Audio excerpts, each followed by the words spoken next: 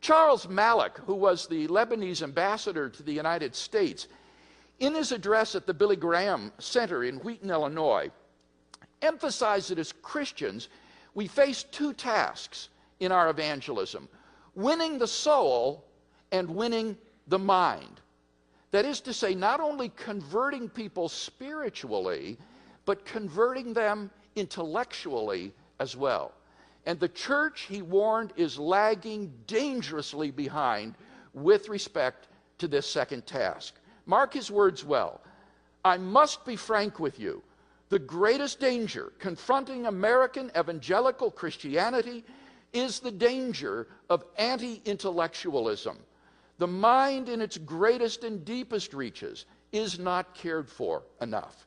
The result is that the arena of creative thinking is vacated and abdicated to the enemy. For the sake of greater effectiveness in witnessing to Jesus Christ himself, as well as for their own sakes, evangelicals cannot afford to keep on living on the periphery of responsible intellectual existence.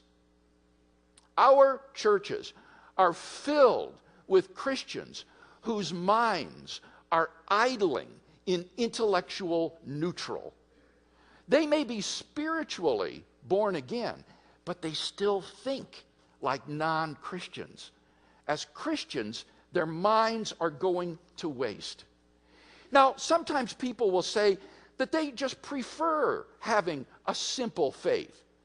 But here I think we must distinguish between a childlike faith and a childish faith. A childlike faith is a whole-souled trust in God as our Heavenly Father. And Jesus commends such a childlike faith to us. But a childish faith is an immature, unreflective faith.